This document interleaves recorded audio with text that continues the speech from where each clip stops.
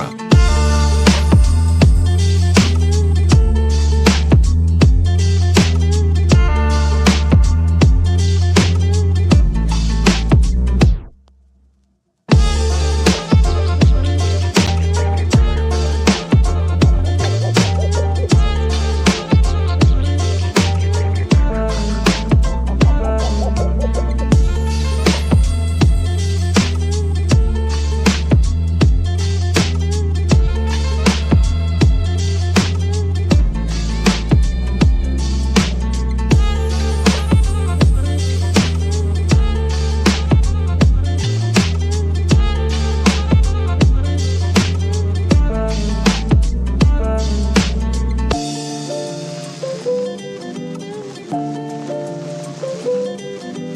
Have you any hobbies? My hobbies are fast cars and fast women. Hobbies are healthy. They teach you things.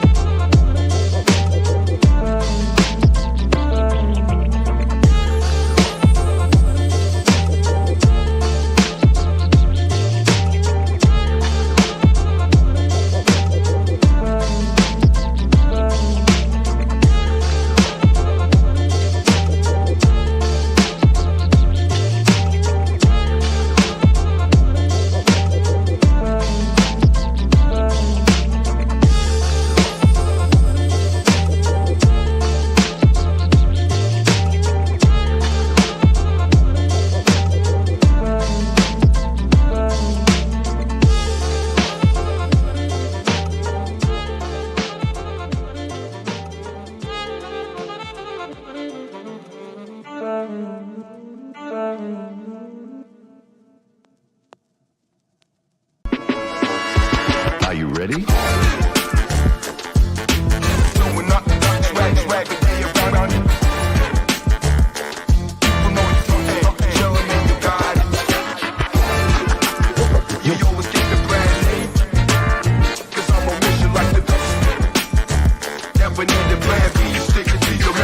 Are you ready?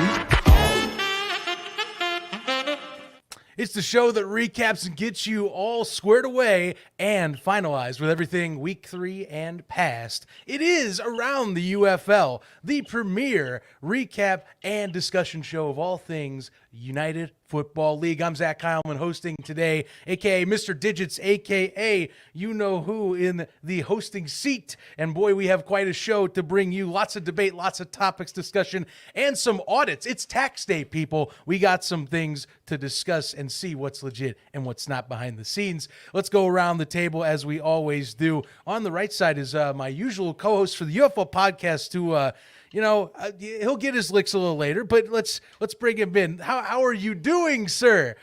Things have been great for you lately, I imagine. It's been quite a whirlwind in Houstonville. H-Town is lighting it up.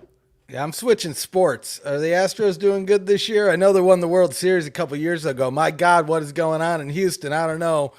But the Panthers couldn't have said it any better. We have a problem, and it's a big one. And it's I don't know, 9-0. We'll get to that. I don't know. We'll talk through more of this as we go. There's plenty of discussion on what's up with the Roughnecks that we have, of course, that we'll debate. Meanwhile, Ducky, I see you got the popcorn all lined up. We got plenty of topics to bring up, and he's ready to sit back, relax, and enjoy us ripping at each other on this stuff. Meanwhile, James, how you doing, man? Look, I got to say, the road trip in Texas this week, boy, you hit the triangle of all places. The Texas Triangle, as I call it, in terms of the Dallas Metro, Houston, and San Antonio. You accomplished it. How you feeling? I'm not going to lie, I'm a little bit exhausted, but hey, we got more UFL talk, so I'm staying awake. I'm excited. And is Ducky just not going to talk this episode as well? What was up with that? I'm letting him jump in when he popcorn. That was enough. A little shaky shake. It's good enough for me. Look, me and Ducky, I understand what he's wanting, and he understands what I'm wanting. So I'm vibing. He wants to jump in. He knows he's got free reign. He's got the pedestal as he pleases. He is the community legend after all. So he supersedes whenever he gets his voice up. We got Nick Thorne down below. Nick, how is it hanging in there, man? How you doing? Wild week of week 3 we're going to be talking about, of course, and a lot of things switching around, even with your predictions too, I can tell. Yeah, we'll get into that. I think big picture, though, scoring offense. This is the highest scoring weekend of spring football we've ever seen in the modern era, AAF, XFL, USFL, UFL. And so that's really the big trend that we're looking at, the kickoff and, the quarterback play kicking being, almost, perfect throughout 3 weeks. There's just a lot of points being put up right now. Yeah, dude, amazing week of football for offenses, high-flying, high-scoring action. It's what you love to see, and it's good signs, at least for, I think, people that want to tune in for the league. We'll talk a little bit more about this as we go, but definitely was a fun fact. I'm glad you tracked that as you went on during the week on social media. And, of course, Jake, hey, rounding it out, hell of a week for us, 2-1 as us Panthers fans got a highlight. And, man, not only is it a good week for in Panthers land, but it looks like it's a good day over by you. How's the weather out there? Fantastic. Couple weeks in a row. Can't complain after on Victory Monday after beating the Discount Oilers. As expected. But still, if I get to rub it in rough face a little bit later, then gonna take advantage of it. Well, we got quite a show to dive into and plenty of pieces to dive around with the UFL this week. Kicking things before off, we jump in real quick, I know I my saw God. this comment. I do want to know, Ducky, what player loves tomatoes the most? I saw there's a thing going on here, and I want to know what player loves tomatoes. I'll have to go with Chris Rowland. Sign him up. Sorry, Zach. Continue. Is that because he likes to be, I guess you could say, the Lord of Pain or something like that? Any correlation to tomatoes? Yeah. Sure. You need to catch up. I was going to go with any Renegades Chris player Rowland, this week you know for what I mean? that blown lead. Ref, I think I'm the only one that got that pun. I got it. Don't worry. My dial-up noises are ticking through my head hardcore right now. I don't know what's going on. Neither do I. I'm tired, guys. Next time I try to talk, don't let me. Just talk over me. Got it. No talk about the Roughnecks. I like this plan. Anyway. Yeah, can we not? Please. Yeah, let's skip over that game. No, you know what? Let's do it. Let's damn do it. Instant reactions to week 3. My quick reaction is, Houston, you have a problem, and it's continuing to be a problem if I have it for that. The audit, as I'm going to put it, and I'm going to go with the theme of audits for all my reactions to kick things off. Anyone else, feel free to do so. The audit comes back and saying, looks about right. I don't think I have any problems with this this return. This is about as what I expected for Houston. And I got not much to say. Only other audit that came back that was a fraud is Memphis. And I'm definitely going to be standing by that right now. Thoughts, guys? Please jump right in. I'll say this. I put it on Twitter. Ducky, go on. Everyone's got thoughts. I love it. I was going to say, so I'll make us some final comment. Well, talk about the breakdown later. But no, I was going to say, I'm glad that the 3 home game streak for the Panthers over, going to Detroit and back for the last 3 weeks has been a bit taxing. But now that it's over, it was a good way to end that home stretch. Yeah. Well, I'm going to tell you this, and I put it on Twitter. Ducky, I think you'll agree. Sure. They need to be on the phone with Boogie Roberts. They need to be on the phone with somebody. They could get Louis Armstrong out of the grave and put him on the field. They need to do something because it ain't working, guys. It ain't working. CJ, give me a call. My man, CJ Johnson. Let's get on the tank. You on your iPad, me on my smart glasses, which I'll bust out here in a little bit. We'll talk shop. And we'll get Boogie in the mix. There's so many guys we can get in the mix. Let's just do this. It's early in the season. We can right this ship. We need to get this team ready for Mark Thompson's inevitable return. And we can't be mucking around and making Mark Thompson embarrass himself on a team like the Roughnecks right now. But you know what? 9-0. We're still good. But if we don't get something going on there, I don't know. Maybe I've been a Stallions fan my whole life and I never knew it. Because all I'm going to tell you is Mark doing his cryptic treats got me more nervous than I should have for our last UFL podcast, because as Luke would recollect if he was in the episode today, definitely was not expecting anything like that. And I was going with my heart with my pick. I thought Houston was going to win. Not going to lie. Mine said Houston, but I went with the heart pick with Michigan. And sure enough, Adam Rodriguez gets sat. Mark isn't even in and puts out a tweet that to me is cryptic and totally off base. And here we are. That's a the damn week that shame goes for me. This should have been our season. I don't know how I feel about this UFL thing. If it was if this is the Gamblers, do we be all in right now? 12-0. I'm checking the records. Oh wait, that still wouldn't even add up. The audit, it's a fake. It's a fraud. No. The return Gambler says Nation, you misled brother. people. I didn't mislead anybody. I mean, the team did. The team did. They got time. Here's the thing. They know. You know who's going to be in attendance this weekend? Me, James. You don't want to lose in front of us. Not both of us. We got to get that win. The beginning of our 9-0 streak all the way to the championship in St. Louis.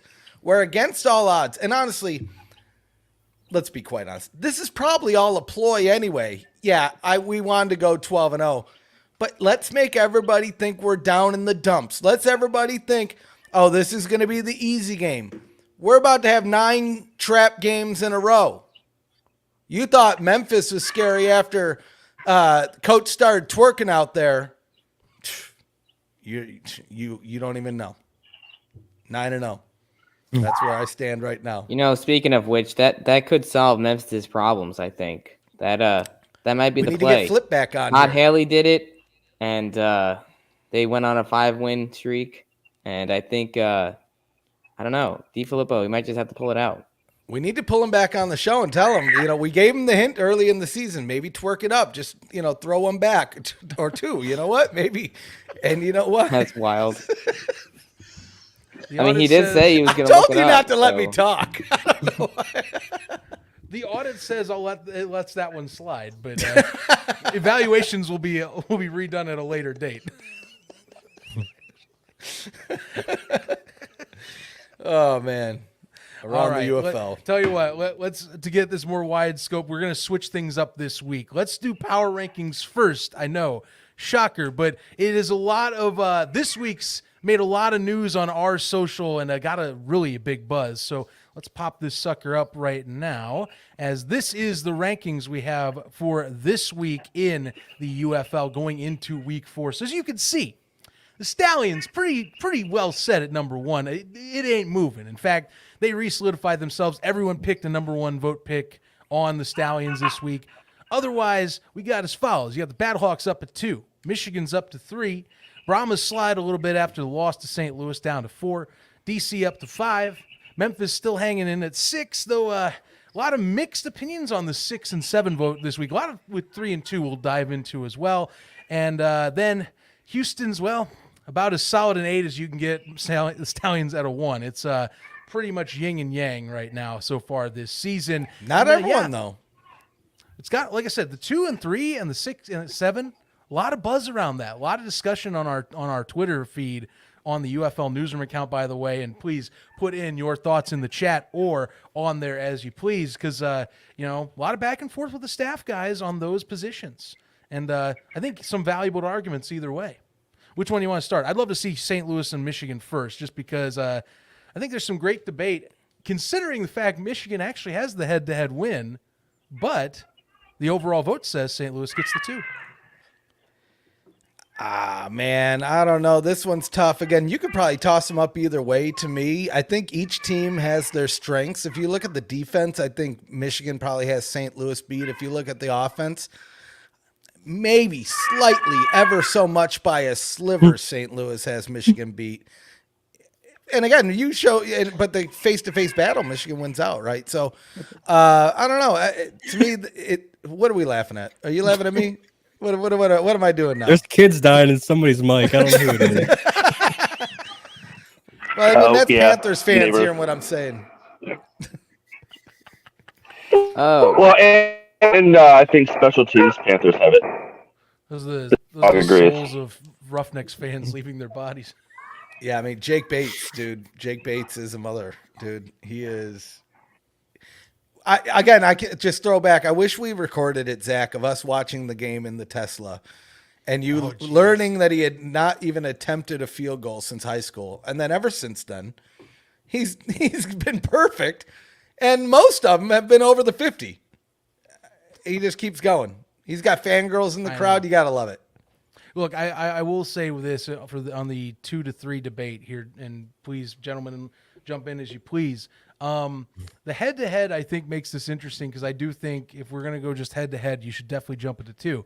But I'll tell you what, similar start to St. Louis this year as it was last year in the XFL, and now they keep consistently getting stronger. Pearson sounds like he's going to possibly be making his comeback next week. He's very close from what it sounds like based on reports. They only keep growing up stronger. Now, Michigan, best week they've had so far. It's hard to gauge past that since that was the best game against the arguably worst team in the league and had seen some rough goes the previous 2 weeks of the season. Still, though, very good debate. And Michigan definitely, I think, has a few more eyeballs and people to prove. Actually, I'm going to do this right now. Nick, I know they have to prove some stuff to you, my friend. I very much understand you have had some doubts or at least some pauses on the Panthers right now.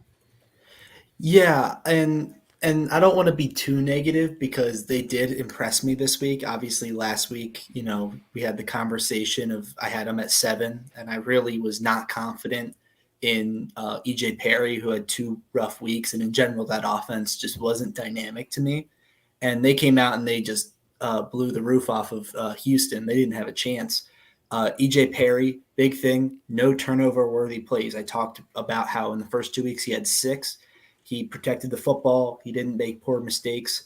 He's still not. He's leaving some meat on the bone, but in general, like you have to be happy with where he was at. And if you can promise me that EJ Perry can play this well the rest of the season, I would feel a lot better putting him above 5 where I have him this week. But right now I still put him in that kind of San Antonio, DC, Michigan tier where all of those teams have issues that could be their downfall, but also in general played well on the season. And so I'm not like fading them or anything. I still think they're by far the second best team in this division for the USFL, but I just need to see it over more than 1 week. If this week it's a great matchup against San Antonio. If they come out and they play well and they beat San Antonio, they're going to be a high riser for 2 weeks in a row. But him and Marcus Sims too is another one that he's, to me, like he showed flashes in previous years, but I was not confident that he was going to come in and with a condensed league be a receiver 1, and he's exceeded all of my expectations. He's been truly dynamic at the as a true outside perimeter receiver, which I wasn't sure if he was going to be. So all in all, good things about Michigan. I just for me, I want to see it a little bit more. And I wouldn't shock me at all if they beat San Antonio and were, 3 for me. And, I catch up to where the power rankings are this week. Yeah, I think for my case, EJ's got to settle down and continue to show he can settle down and get in rhythms. This was the best rhythm he had all year so far, and it proved it. And it shows the potential that us Michigan fans, Jake and I, we definitely saw this last year towards the end that with EJ in, the athletic ability he's got, there is potential to make that offense churn better than it ever has before. He just has to settle in to his space and look and find the targets he needs. He's got a good cannon. He's got an accurate arm. It's just to think in games, he kind of overthinks a few things and doesn't just do. Some QBs don't do that, and it actually hurts their development a lot of times they come into the NFL. This case, it might be hurting just him getting going this year.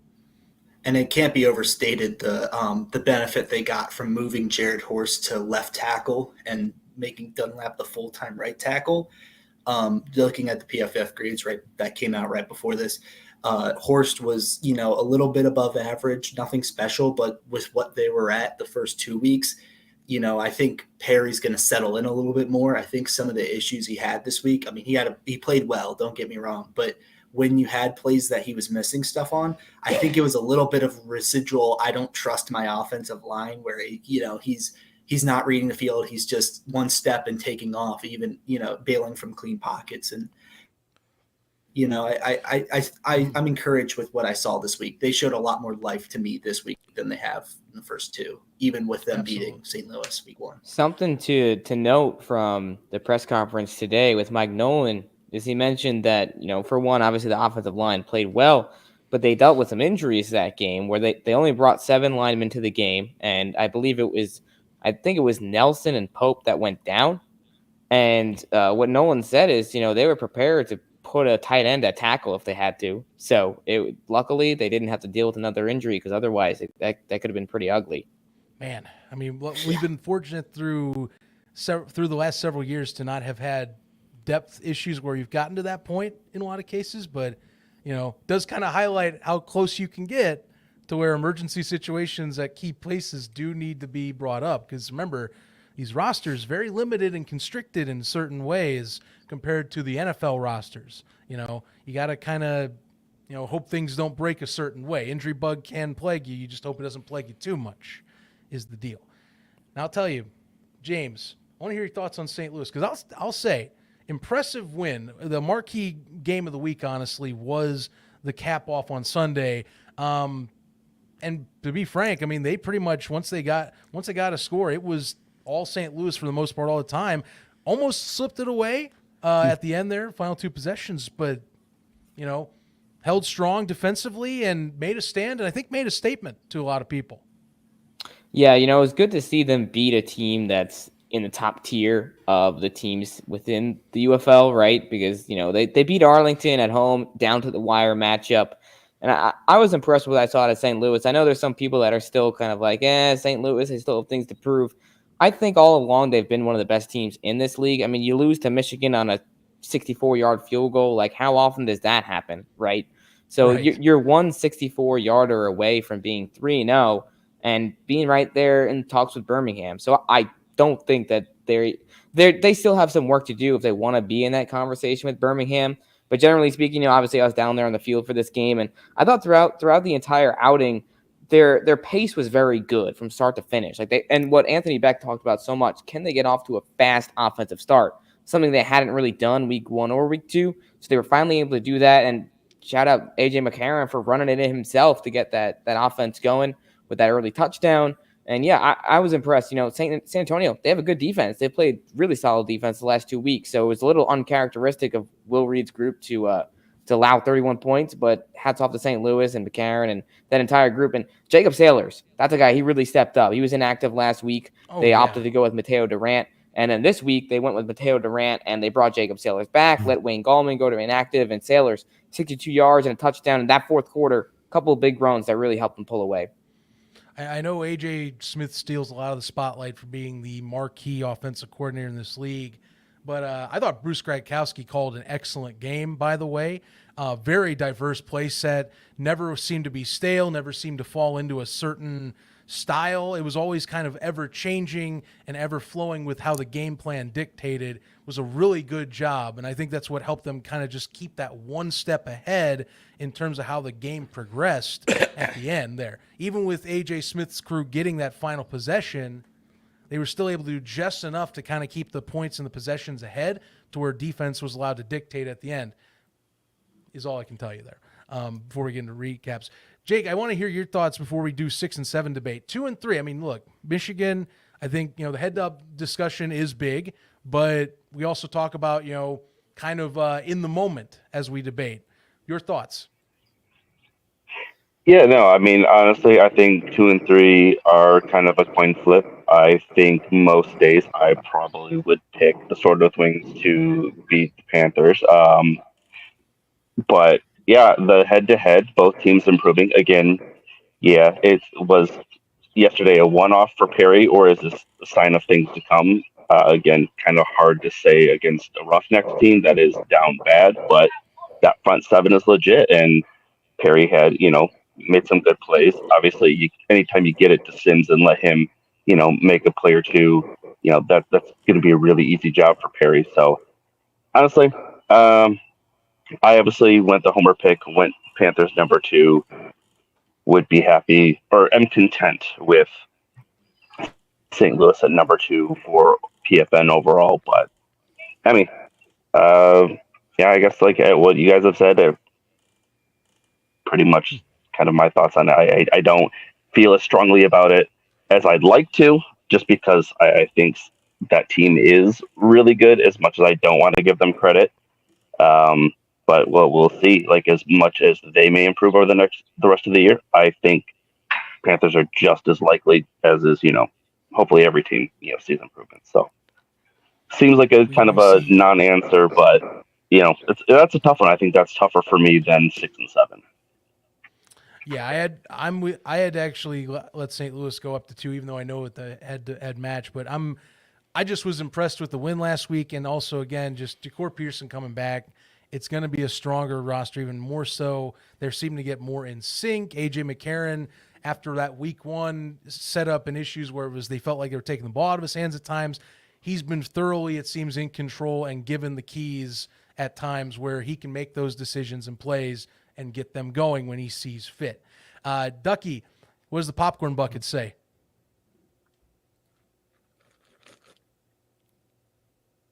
Says a lot. Says good. Says that the Battlehawks suck and they shouldn't have been too. That's what it says. I had him at 9 again for the second week in a row. It's a good thing. I won't say it, but just imagine if this is last week. That's all I'm saying. Eight's God. the field. That would have been horrible. I wouldn't have said it last week. I wouldn't have said it. You would just see immediately both of them leave. Drop out. Team 9 getting some respect from you. I can clearly tell. Oh, yeah. Oh, look at this guy. Wherever Team 9 is these days. Oh, man. Lucky those defenders, though. Yeah, they're defending their right to lose the rest of the season. I don't think they're going to do good.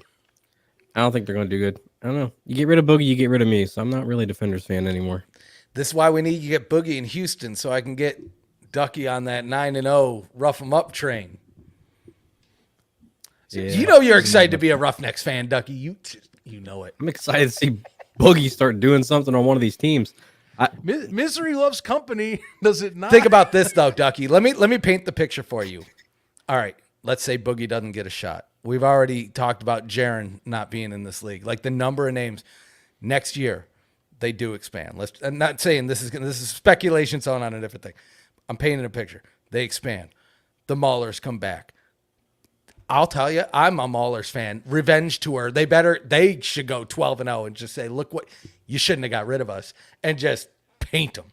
Bring Boogie out. Bring, like, you know what I mean? Jaron head coach. Dude, Jaron head coach. Dude, just defensively eating up all these circus plays in the UFL. You know, That'd be crazy. Jaron, I would love to get Jaron on just to talk about, because I feel like he could go on for like an hour alone on things that he sees in these games that be like, dude, we would have stopped that easy. Yeah. You just got to do this, this, and this. Or maybe he won't even tell us because he's getting his game plan ready for next year. He's ready. He saw them. Best coaches hold it tight to the vest. He saw the trademarks for the names. Yep. He's going to start his known league. The Bulldogs. Pittsburgh Maulers. Oh, God. All the vibes. This guy. I don't hate St. Louis. I hate their fans. That. One of the things I wanted to talk about on the power rankings, I am surprised that a lot of people still had Memphis over Arlington. I'm not going to lie.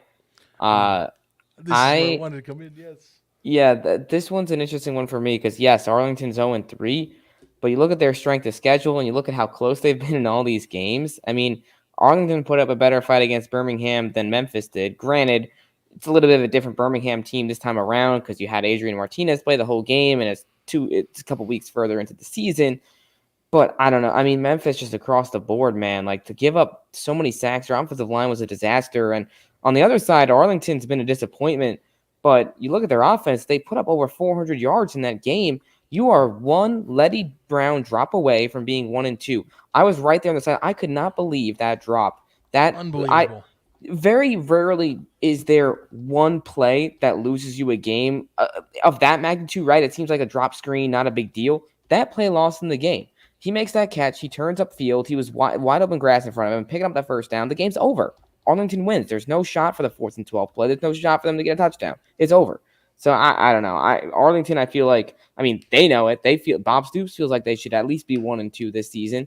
They could even be 2-1 had Taylor Russolino made that field goal against St. Louis. So I mean, you're looking at very minuscule things where Memphis, yeah, you had the last second collapse against San Antonio, but I don't know. They did not look like they were on the same level at all. Like it looked like a D3 school playing a D1 school.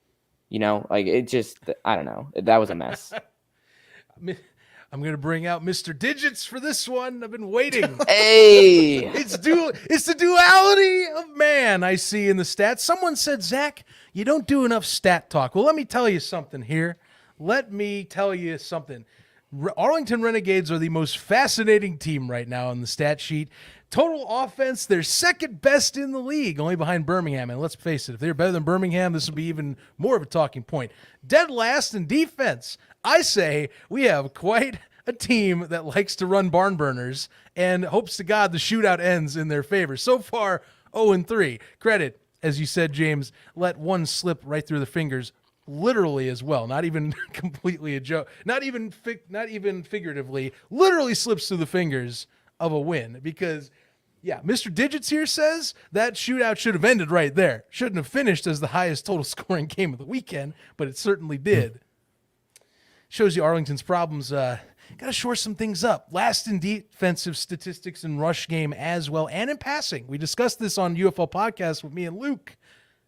They got some problems on that end, and credit, strength of schedule might be the part of it, but still, it's been kind of a broken dam for 3 weeks now. Well, Zach, I feel like it's something you and I have already talked about, whether it's on the podcast or on ATU. We're like, what in the world is wrong with their defense? Like, and I don't why know. did they shake up again? Like, they shook up parts of the team that they shouldn't have moved, that they shouldn't have touched. The secondary was very good last year. Their defense was the reason why they were in a position to go to the XFL championship. Granted, obviously Luis Perez got them there, but had their defense not kept them in it throughout the entire season, would have been a completely different story. So Jay Hayes, has a completely different unit this year, and now they're last in the league. And it's kind of not surprising when you look at some of the moves that they made. I don't know, like Devontae Bosby, Will Hill, like you're not going to keep those guys? It's just shocking to me. I don't know what to say to it. I don't, some stuff, it's like how we were talking with the merger. Some personnel decisions, you make them. Maybe you think you're, you don't always think you're the smartest one. Maybe you always think you're going to be the one making the wrong decisions in the room. Sometimes it does bite you, though, when a good thing does happen to slip away and you don't realize it till it's too late. Might be the case right now. The one thing that's clear to me is I don't think anybody can even argue it anymore. The USFL champions are miles ahead of the XFL champions, and it's not even close. I think we'll be crowning a new XFL champion is what I'm hearing right there. Unless things turn the ship around dramatically very soon. 3 2-1 teams, by the way, in the XFL conference. Love the parity so far in there. And DC coming off the mat after an ugly week 1. It's a nice recovery. Still got some work to do. Still, as we talk, very lucky to be 2-1 in the first place. But 2-1 nonetheless. You take the wins where you can. You're telling me. Absolutely. And I'll take a win, please. Not for you. Nah, sorry. Thorn, go ahead. We want to hear you talk. Okay, it's fine. No, but for DC, I think that they're a team that has the pieces. They just have not put it together. It's a thing of once one thing's working, something else isn't. I like what they're doing on defense, but then they have a good game, and then this week they can't tackle, and it's just they're just letting guys run by them. And then, on offense, it'll be cool, okay, Teamu's in rhythm, he's doing good, and the receiver dropped the ball. And then now Teamu's out of rhythm, and now the receivers are actually making plays. So it's just it's this weird thing where it just feels like they haven't gelled yet. And, they're still making some frustrating personnel decisions. I still do not understand why Ty Scott is still getting 9 snaps this week. He gets 9 snaps, 3 catches, and 45 yards. He's their leading receiver on 40 snaps, maybe. It's it's maddening as a fan. But all in all, for DC, this is a really good litmus test this week. Birmingham is this juggernaut. if they can punch up to Birmingham, they don't even have to necessarily win. But if they can just compete with a Birmingham squad, I think they are showing that they can, keep up with San Antonio and St. Louis and compete for one of those 2 playoff spots when that time comes. But in general, it's just a team that's like, I kind of don't know. That's why I keep at 4s. I just don't know what we're going to get out of them. I like Teamu. I like their personnel for the most part. So it's not like, it's not like, Memphis is a good example where it's just like, I don't see them turning that ship around because I don't know they have the guys to. DC has the guys to. They just gotta figure it out, kind of like a Michigan did this week, where it just everything clicks and it's like, okay, this is who we are, this is our identity. Now let's move forward like that. Oh man, DC. I'll tell you what. I'm with you on again, Nick. The Tyler Scott discussion kills me. Another week, another.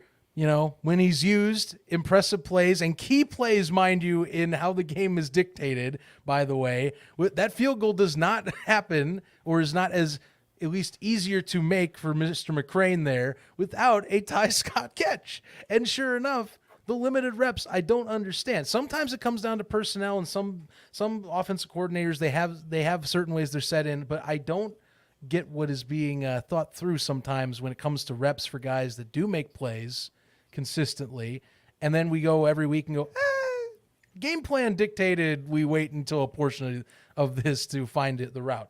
Or, sometimes defenses take players out. I don't know if that's totally true, but I am on this Ty Scott bandwagon, and I'm going to be just like in the SNL skit where it's like, I need one prescription. It's more Ty Scott getting receptions, please. Any given day of the week. If you're a DC fan, please be adding that more to yourself. And it is a good debate to have. Tell you what, any final thoughts on the power rankings, gentlemen? Memphis, we kind of hinted at it. Look, pressure-wise, I don't know how you solve it. It is, if we're talking audits, like I said, the ultimate frauds, I have to do a full-scale audit on this one and get the IRS involved at all levels because it is ridiculously bad how they have looked through 3 weeks. Even for a team that could have been 2-1, I am disappointed on all fronts. Case Cookus, it doesn't matter if you put Case Cookus or Troy Williams in there. That either one of them cannot find time. That offensive line is disgustingly bad right now. Both options. You can't run the ball. And as you're seeing, they're trying to find options for a running back to get any sort of spark in there, but it's more of an offensive line problem. Even if you get a back picked up, it's more of an O-line issue. You got to find the personnel that works best at this point, and that's hard to do mid-season. Yeah, as we saw, the news just came out. They signed Cyrus Habibi-Lakio, who was with the Breakers last year, familiar face, but they did bring in Marcus Tatum, the offensive lineman who started 8 games for New Orleans last year. He was with the Houston Roughnecks in training camp. Hopefully some help there, but honestly, it feels like it's one of those situations where, yeah, a piece or two, that's going to help, hopefully, but it's not going to solve the problem. Like, there's a serious issue here that goes way deeper than just the players on the field. It just feels like across the board, when it comes to execution, when it comes to preparation, and simply I believe it was Kurt Menefee who said it on the broadcast, they're just outmatched. It is hard to match up against the Birmingham defensive line, and it showed out there. Again, I'll bring up the same comparison. It felt like D3 versus D1. They just were not on the same level whatsoever. So I have one last thought on the power rankings, and it focuses on the bottom 2, the bottom of the barrel. And what I think is interesting out of this is the 2 teams that have the least amount of travel in the league are doing the worst, right? You would expect Arlington would almost have an upper leg, right? People always said, oh, Birmingham has an upper hand because it's a home field. Well, if you look at how the XFL was set up and the UFL set up, Arlington kind of has that upper hand because their home games are at home. They're walking out of a hotel. Everyone else's home game, they're flying to. Everyone else's away game, they're flying to, unless it's in Arlington, right? Houston, not too much further away. And you look at them, and they're the bottom 2 teams, not just in our power rankings, but by results. 0-3 across the board. I don't know what's going on here. I don't like it. I don't trust it. Rigged season. Where are all the fans last year? Remember all the Breakers fans? We need to get them back. We need them to join the Roughnecks, to join me. Remember all the Breakers fans. Well, from last year, What, remember? 3? I can name Well, all. I mean, off the all top of my three head. of them. All three of them. Logan, We're talking about every game being That's rigged, it? and I need them. Hey, you know what? 3 is better than none. I don't want to get started. I don't. Yeah, Want to get let's see. started. We got Logan, we got Lowe, and we got Matt White's dad. I think that's all of them. Oh, Oh, that's rough. my goodness. That's rough. Maybe it's a Logan thing though. What's that guy's dad's name? Is his name Logan? No. Man, wouldn't that be the thing?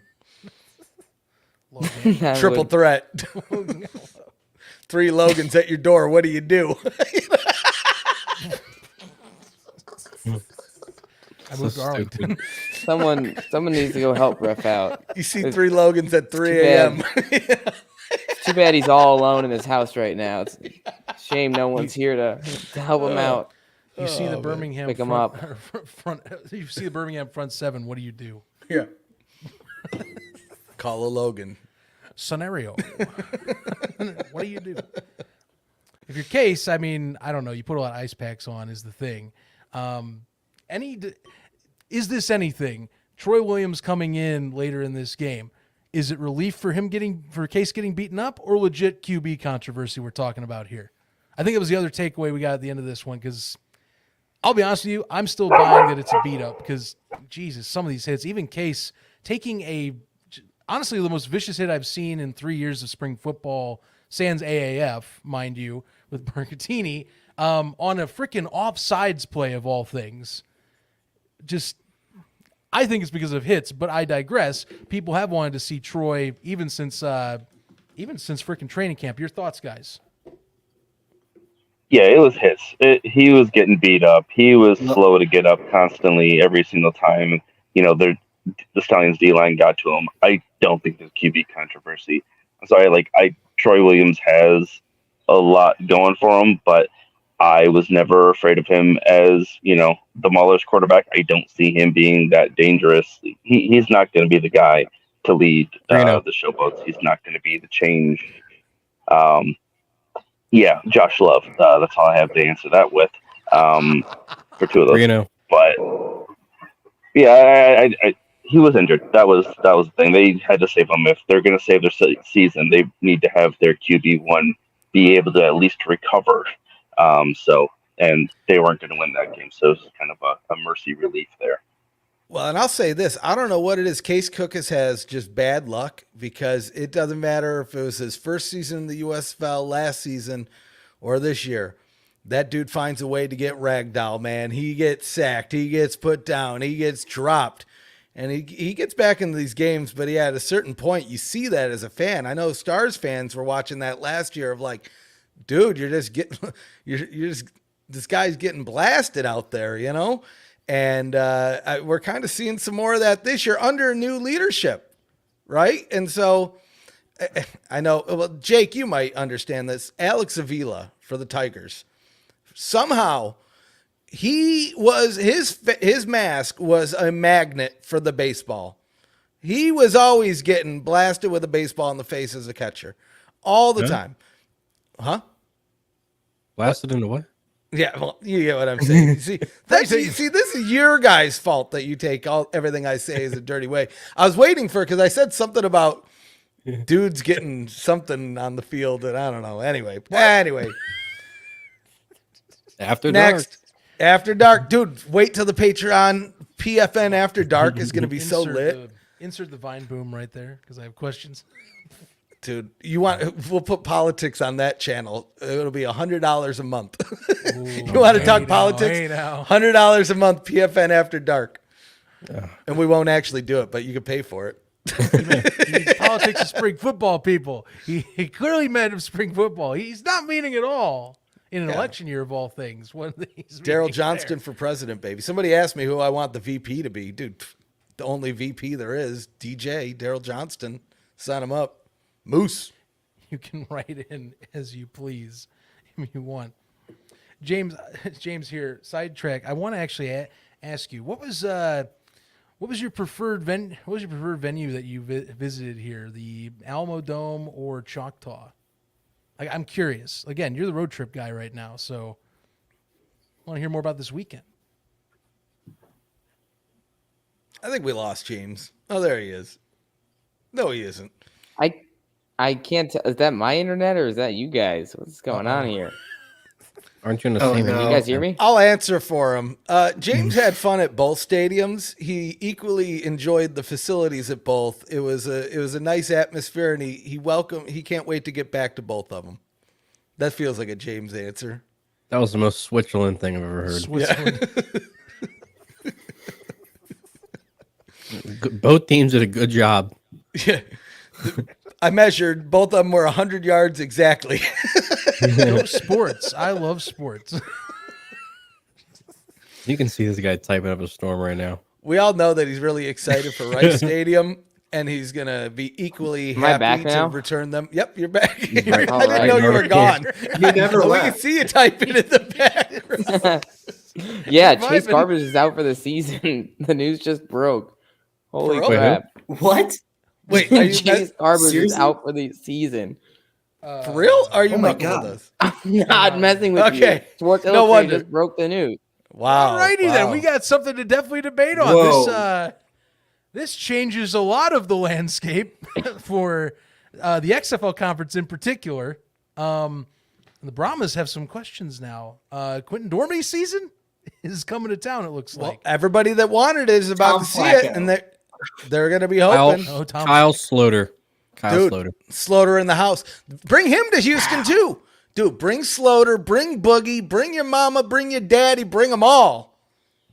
Because we need some help on that. Dude, put me on the field. I might bring a sign. Put me on the Coach. field. Put me in, coach. So At least you need it from the ref angle. The instant reaction from me Yeah, as seriously. the roster guy here, offensively, that changes everything for San Antonio. They were doing quick hitters and just check downs and a lot of stuff. And that was kind of, we never really talked about San Antonio, but that was kind of one of the things was I was hoping they would kind of push the ball down the field a little bit more. And I think Dormandy's that guy. He's a lot more high variance than Garbers was. You know, we'll see what he is in a better place. He has actual weapons now. He probably has the best set of weapons in the league, if you know, either them or Birmingham. So much better situation than Orlando last year. But you know, that really, you know, that changes a lot. Like, let's put it this way. I'd have to rethink my power rankings. I think they would probably drop down 2 spots, probably. Just off the top of my head, maybe, probably just 2. But yeah, they gotta, you know, that'll be very interesting. I'm also curious who they would potentially get as a third quarterback. You know, Cole McDonald's still out there.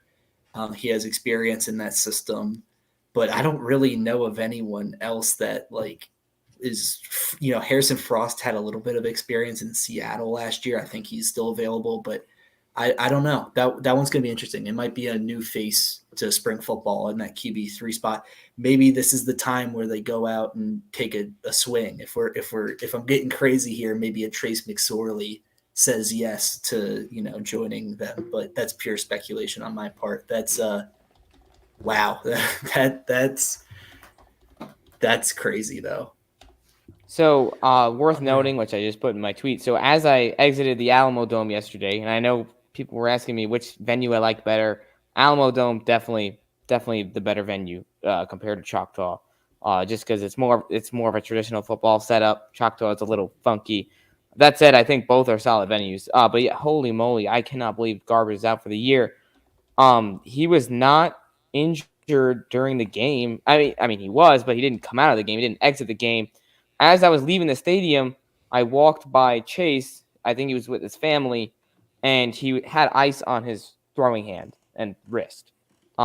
So I didn't notice anything out of the ordinary elsewise. So I would assume that would be what the injury was. But man, what a shame. He was playing such incredible football up until this point.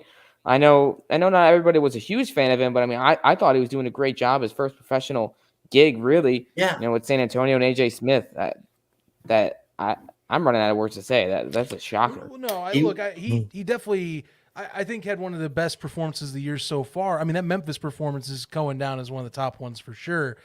Look, what sucks with this injury, you hear that type of setup to how this even happened, and the fact that we broadcast wise, and I just rewatched this before we got on. You can't tell, you wouldn't know. This very much feels like they went in for some tests and something definitely popped up. We're like, okay, we definitely have to shut you down here. And you wouldn't have noticed it until you got off the field, something nagging, you do it just for rudimentary checks, and all of a sudden you're like, oh crap, we got to switch it up. And now you catch it early in the week, at least it's a full week of practice. You get Dormady in and starting and getting back in with the starters. But, that's quite the surprise. Those type of injuries and IR placements, whatever we get the designation for there, those are the roughest ones right there. The unexpected comes up and hits you in the face unexpectedly. Redundancy right there. I said that. Man, no luck in Texas for QBs. I'll tell you. Last week Houston, this week San Antonio. I mean, you better watch out Arlington. Well, and even wasn't Louise out of the game for a little bit, right? Not injury related, I don't believe. All that they're right, just running the 2 QB system, which I'm sure Zach is very pleased with. Theirs they actually uses gadget plays. I'm okay with it, by the way. That one I'll let slide. I get it. The dynamic. I digress. Back to Chase. But it's all. My goodness, though. Yeah, that's crazy Unreal. news. That's. Unreal I mean, news this right is potentially season changing for the Brahmas. The one thing going for San Antonio, we already mentioned they have somebody in the wings at backup that is suitable. But something else that we've talked about earlier, but just not in regard to this, is AJ Smith, Ryan. If anybody's going to get somebody game ready fast, it's that dude, right? And we've kind of seen it with the things that he's been working on with the VR experimentations and getting them on the field without getting on the field. And I think that will help for a quick transition. It doesn't help that the Brahmas this week didn't necessarily look like the Brahmas that we saw in the first 2 weeks. Not that they looked exceptionally well in either 2 weeks, but they did get the win. So I don't know. It'll be interesting to see how this flies. I'd still say they're probably still the best team in Texas, which is unfortunate. That should have never happened. Come on, UFL. What are you doing to be here? Oh, man. I'll just some other thoughts. San Antonio's gotten killed with injuries this year because they lost. They have obviously this. They have both their top 2 centers out on IR. They've lost like 3 of their 6 edge rushers for games here and there. They lost Quincy Wilson. He's on IR, and then obviously destroying Donald De La Haye, another injury. They've just been killed by them, and they're still a talented team. I'm not completely fading them. Obviously, we're going to have to see what the quarterback is. Some very heavy speculation. Something I was kind of thinking about would be a trade potentially. Something I was even throwing out, would have thrown out when talking about Arlington, is if they lose a game or two, if they're 0-4, 0-5, especially if they lose to Houston, maybe it's time to see what you got in Holt Nailers and Lindsey Scott, and maybe Perez goes to this would be an interesting fit, but this is kind of almost would almost be a repeat of Perez being at Vegas last year and then getting traded mid-season to a team that can actually go on a run, that could actually use a guy with a low ceiling, high floor type quarterback that'll just get the ball out to receivers on time. So, there's a lot of interesting little things there. It sucks for Garbers because I think even with this, it's a wrist injury. He's probably going to be fine long term, I'd assume. I think he's going to be somewhere he's going to be in some camp this year. He's played well enough. I think he'll get another NFL opportunity, even with only a 3-game sample size. Agree. And let me throw another name out there who could potentially end up in the Brahmas. I could see AJ Smith making a play to get Brandon Silvers back in his court, right? Because you have a guy that you worked with last season. You got into the playoffs? Did you get in the championship? No. But hey, when you're down and out, that might be a trade that the league could help facilitate too. And this isn't unheard of when it comes to spring leagues. I know nobody will ever outright say this, but it feels like when they're in these situations, we've seen not that teams are helping other teams, but the league facilitating to make sure that there's almost equal play across the different teams to say, well, you got AJ McCarron. Let's be honest, Brandon Silvers, unless AJ gets hurt, he's probably not going to play this season. Let's send him over here. He's worked with AJ. You're already the top, tied for the top team in the XFL division, but up until this week, you were leading the division. Keep that play and nurture the crowd in San Antonio, because as we saw with the AAF, if they can get that winning team, I think people are going to show up, right? People are going to pack that Alamo Dome. I think they have a little bit of a sour taste in their mouth from what they saw last year. But as we talked about on this show, the Brahmas last year and the Brahmas this year are almost quite literally two different teams, from the coaching staff down to the players to even the league name, right? But that wouldn't be that would be a name that wouldn't surprise me if we saw. But not that they're even a bad position, though, because their backup is formidable in itself. So it'll be interesting to see how this all plays out for sure. Well, much like Ducky with the bucket, I'm getting my popcorn ready to see what AJ Smith does to change things up this week. Because Nick, I thought, and yeah, seriously, bring a bad boy out and munch a little bit, because drama today on ATU. And I'll tell you one thing, Nick, I like your point here, because watching this week, I think, again, 3 weeks in, I see a lot of repeat tendencies with that offense that the Brahmas are running. I'm not saying it's not efficient, but repetitive nature kind of gets easier for defensive coordinators to catch on to. And with such a competitive division you are in, that is only going to get more competitive. And credit, if we're talking competitive teams, Michigan being your next opponent coming up with Mike Nolan's defense, who is one of the top echelon in the league, was going to be interesting to see that. Now, Dormady, this throws it for a loop, though, because now, like you're talking, I almost feel like you said, you do have to kind of change the offense up a little bit, because of the fact Dormady has a bit more of that deep ball presence, and he was like that with Orlando, except feast or famine in Orlando, and that's what we're going to have to be watching out for. What Dormady are we getting to kick things off first week? And credit, there's not much tape on him this year in this system, so the defensive side of things, it's going to be a little harder for research purposes with Mike Nolan's crew, but doesn't mean that you can't take advantage of possibly not being up to speed or not being the version of Quentin Dormady you want to have in his first week of full action. Yeah, for sure. I kind of think back to, obviously, everyone's memory of Dormady is shaped by the DC game last year, where he had 6 touchdowns, like 3 rushing, 3 throwing. And he looked like, oh my God, this is an NFL caliber quarterback in this league. And then the week after, he had 5 turnovers. And let me tell you, like, some of those were not like, oh, he's getting killed, he's just throwing it up. Like, he was making bad reads and throwing poor passes, bad accuracy. So it's that Jekyll and Hyde thing with him. And kind of going into the year, I kind of had him similarly ranked to like Perry, where it's like, okay, are you getting, what guy are you getting? And if you're getting like a EJ Perry this last week for Dormady going forward, kind of similar to Michigan, they'll be fine. Like they will survive, and they might even be a little bit better in certain ways, as far as that downfield accuracy and downfield presence. But, that's going to be interesting to watch. It's certainly something that, is probably one of the things that you're going to have to watch the closest this weekend with these games. And because I saw this, I saw it on our Discord, so shout out that, because this is just too funny to bring up. PJ Walker, free agent right now. He's available. I'll get him in Houston. Happen, but God. Get him in Houston. Get Boogie in Houston. No, it's happening. I'm getting on the phone with PJ right now.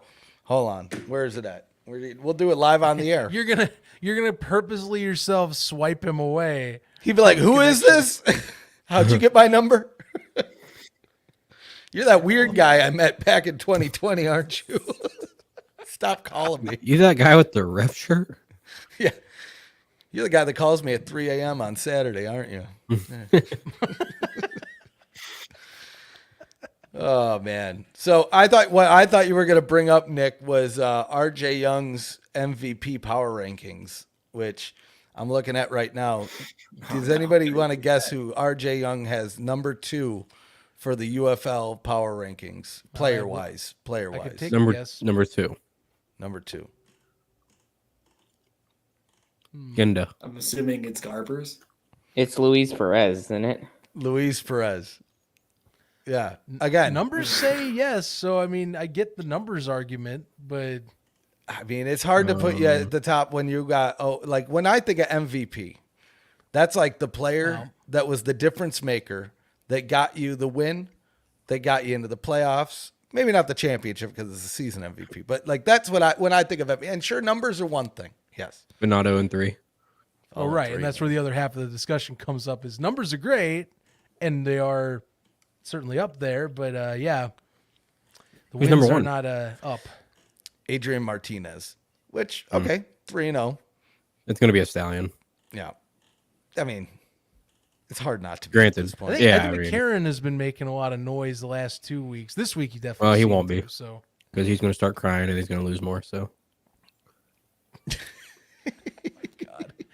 the chat loves you when you bring anything up like this. You know this, but he has a crybaby. Watch his interviews. We got EJ Perry at number 3, though. That'll make you Panthers Right. fans happy. Tomu Really? at number 4 and Garbers at number 5, but unfortunately, that's probably not going to pan out after the news we just heard. What a bummer, man. I hate injuries, and I hate injuries in spring football even more than like regular injuries because these are guys. Granted, this isn't going to be like a career-ending injury by any means, but he wanted to get as much footage as he could out there to roll into the season, get into a camp, something like that. So you hate to see it, but it will open up an opportunity for someone wild else. because I was in the presser with him post game yesterday, and he seemed fine. Like there were no issues. He was in good spirits. Didn't mention anything about an injury. Was talking about the game next week. So unless like somehow, because obviously they didn't practice today, they have a day off. They have usually have a couple days off after a game. So unless like it was some non-football related injury. I mean, it could have been like with destroying, where like obviously he continued to play in the game. It's not like he fractured his neck, after that hit. That's what happened. He continued to play. You think that he have some soreness and whatnot, but then like San Antonio, they do a little more digging with that, and then they notice that maybe there was a fracture or something there. That is going to be cause for concern and take him out. So it could be one of those situations like. Yeah, you don't know until you get further tests. You get checked out by the training, staff. They check you out, say, yeah, all right, you're good to go. And you don't know the full extent until later. So that's my guess. Definitely, They're saying that he sustained it in the third quarter, by the way, and it hit in the third quarter. Mike Mitchell's saying it. So it was definitely, it wasn't a, non-football related injury. So it's probably something like that where the adrenaline pulled him through. And then once the adrenaline died down, it was clear that it was a lot more serious than they thought. I would assume it has to be, again, what I saw coming out of the stadium. He was standing there with a big ice pack on his hand, so and wrist area. So that has to be it.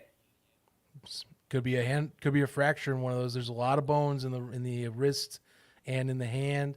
Could just be one errant hit. That's all it takes. A hairline fracture, especially if it's something that's crucial. Say your throwing hand, got to have that if you're not going to be able to throw. It's going to be taking some time. So that's Tell a shame. you what, I mean, this really opens the door for DC.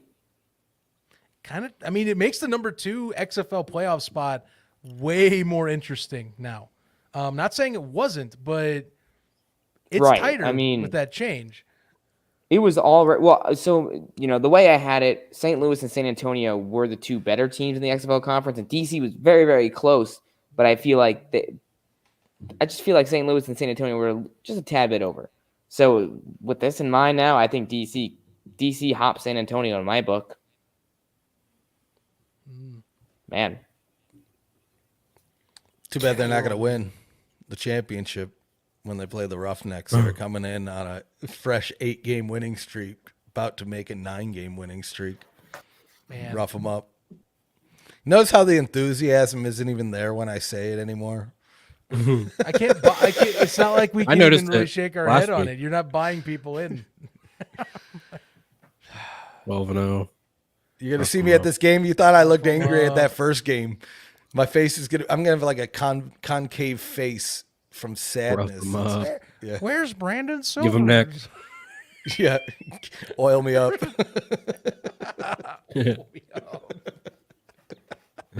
Noah's gonna watch this back later. He's like, what? Rough me up. I really wanted to get like a JJ Molson sign for the game that was made to be a big like bottle of Molson Canadian, but I'm too lazy for that, and I don't have. I'm sure if I call FedEx, it'd be pretty easy. There's still time. I know. Well, James, you're here. Maybe I got a project for you. Can you find out who will make me a cutout Molson Canadian beer sign? There we go. We'll get it. Yeah. We'll get it ordered. Yeah, and then like I said, I got Ref Cam this week, guys. Ref Cam debuts at the game, and you never know what you'll see. I might run on the field and get some of these plays right for them. So if you see me at the game, just know if these glasses For are legal on, reasons, that's a joke, but it's yes. it's a joke. It's 100% a joke, dude. But But if you, no, it's a joke. yeah, if you see these glasses on, the Ref Put it on a Cam's t-shirt. going live. Oh yeah, I forgot this thing plays audio. Oh, the battery's 100%. That's awesome. So if you see this is what you guys need to do. Oh, okay, glasses, I get it. You're smart, but you're acting stupid. Stop playing music. So here's what you need to do. Follow us on the Instagram. We don't do much with the Instagram, but we're going to do stuff with the Instagram. So UFL Newsroom, follow us on the Instagram. RefCam live this weekend. James is going to be in the house. I'm going to be in the house. We're going to be tailgating before the game. We're going to be at the game. We're going to be after the game. We're going to be driving. We're going to be doing all sorts of things, and it's going to be on Instagram live. So tune in. You'll see. And then you might see me on camera, and so you'll be able to see the disappointed face. You'll be able to see both angles. You'll be able to see my disappointment of the team that I love. Because I honestly, even if we win this week, I think I'm still going to be mad about the first 3 weeks. Like, we're going to get, I think it'll be like 6 wins in before I finally get over the first 3 preseason games. So next season. I mean, 1 season. I don't know anymore, dude. Seriously, by the end of this, the mailman is going to become a reality. And, yeah, I don't know. These stripes. I can't take it anymore, guys. Clearly, you can because you're going to another game. So you have. Well, you plenty can't of- stop me from going to the games. I'll go to the games. I'll go to the games just to be angry at Look, myself. I'm just saying, when someone says I can't take it anymore and proceeds to go to the football game, you sure about that? I I mean, drop my popcorn.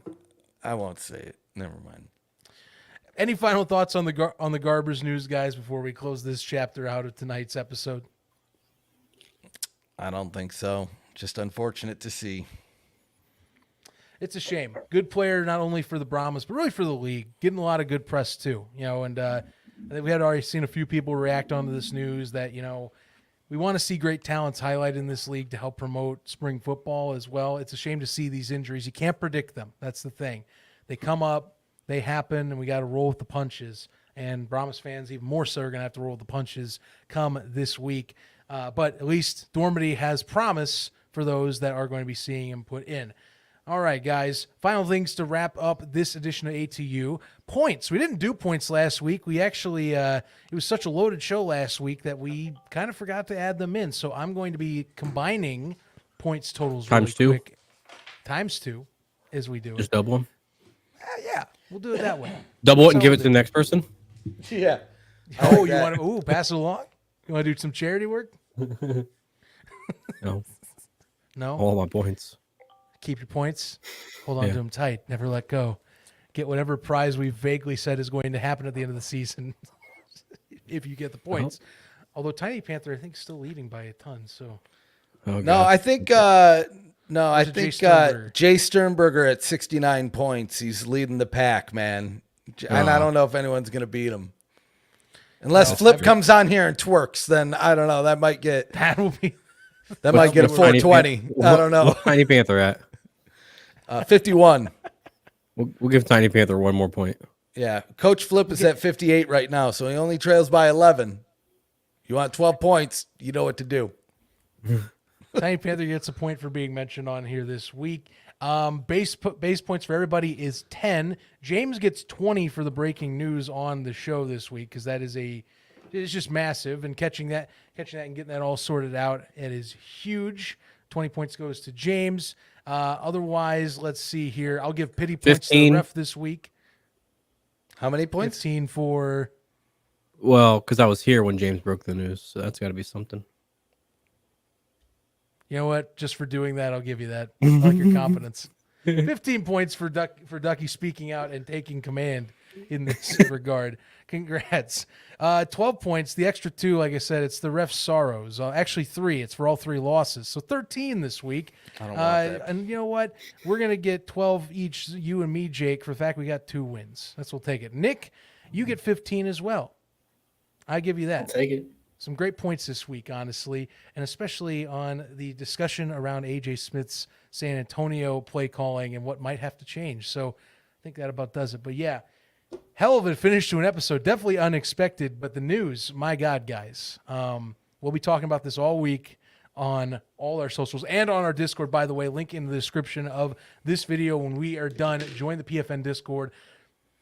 To me, the best spring football Discord you can find anywhere on the planet. Tons of excellent Easily. people on there and are in the chat. You know who you are. You know who you are, and we love all you all the same. Follow us, by the way, Around the UFL at ATU as you will. We're trying to get that hashtag going, but Around the UFL on Facebook, Twitter, and Instagram. We will be kicking that Instagram up, and RefCam will be going, so you definitely want to be following along on our channels as well, at UFL Podcast, by the way, for other social media, at UFL Newsroom, and of course all of our great articles and content is posted as always profootballnewsroom.com, pfnewsroom.com. It is if you want to catch all of that excellent talent. And don't forget, end of the week, UFL Podcast, going to get you ready for week 4. Can't wait. Going to be a loaded show as always. And you know we're going to be right back here on Monday for another episode of ATU, another recap. Tons to discuss as we go forward. The league will ever be changing on the dynamics of who is pretending, who's contending, and how the jostling for position for the playoffs is going to be talked a lot more. It's almost halfway point of the year. Hard to believe, but we are approaching that. I almost hate to say it because the fun times speed by really quick, but we are kind of going by right now very fast, heading towards the playoff season. Jim Mora is yelling at me right now. I really don't care. Anyway, guys, that's going to do it for this edition. Thank you all for this one. And until next time, see ya on another show. It's ATU, baby. Let's get at it.